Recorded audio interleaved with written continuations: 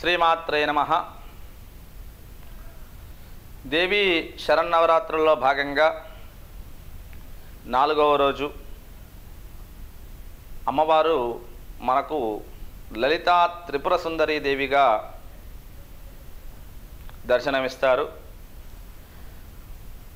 మనం ఎక్కువగా కూడా ఈ లలిత అమ్మవారిని విశేషంగా అర్చన చేస్తూ ఉంటాం.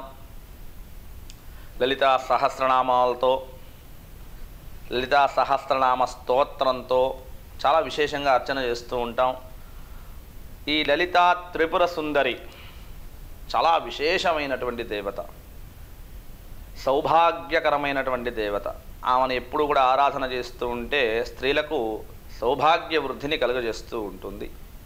అందుకనే చాలామంది కూడా ఎక్కువగా ఇంట్లో దీపారాధన చేయడం, లలితా సహస్రనామాదులు చేయడం ఇవన్నీ కూడా చేస్తూ ఉంటారు. అటువంటి దేవీ శరన్నవరాత్రుల్లో 4వ రోజైనటువంటి ఈ లలితా త్రిపుర సుందరీ దేవిని ఆ రోజు చాలా విశేషంగా కూడా ఆరాధన చెయ్యండి. అమ్మవారి యొక్క లలిత సహస్రనామాన్ని ఎవరి గురువు దగ్గరైనా కానీ, ఉపాసన ఉన్నటువంటి వాళ్ళ దగ్గర కానీ ఒక 2 ముక్కలు చెప్పించుకొని చక్కగా ఉపదేశం తీసుకొని తప్పులు లేకుండా లలితా సహస్రనామాన్ని ఆ రోజు పారాయణం చేయండి. అదేవిధంగా సహస్రనామాలతో అర్చన చేయండి. ఎందుకంటే దేవి అర్చన ప్రియ, అర్చన ప్రియే దేవి. ఇట్లా ఒక్కొక్క దేవతకు ఒక్కొక్క ఇష్టం అనేటువంటిది ఉంటుంది. నమస్కార ప్రియ సూర్య, అలంకార ప్రియ విష్ణు, అభిషేక ప్రియ శివ, అర్చన ప్రియే దేవి. అందుకనే అమ్మవారు అర్చనకి చాలా ప్రీతి చెందుతుంది కనుక ఆ అర్చన లలితా సహస్రనామంతో కుంకుమార్చన చాలా విశేషంగా కూడా చేయొచ్చు. అందుకని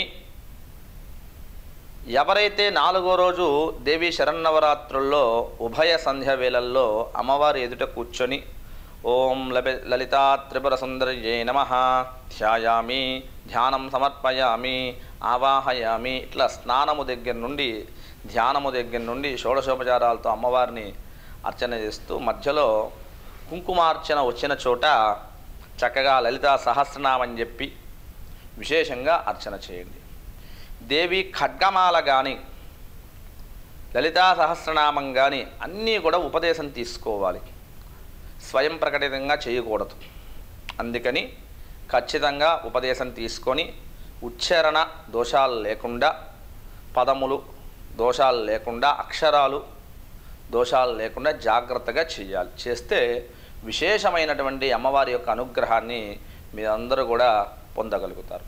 అలానే అమ్మవారికి గుడాన్న ప్రీతిమానస బెల్ల పొంగల్ ఆ రోజు నివేదన చేయండి.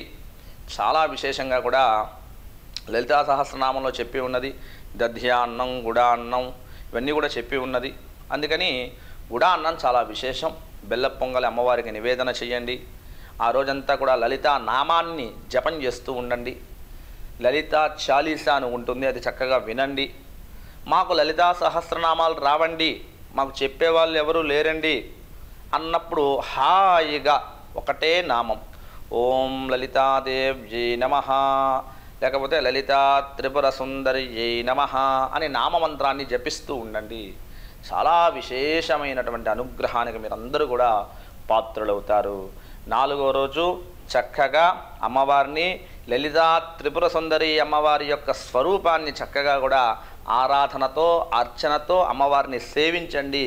అమ్మవారి యొక్క నిరంతర పాదసేవకు మీరందరూ కూడా అనుగ్రహాన్ని పొందుతారు. శుభం భూయాత్.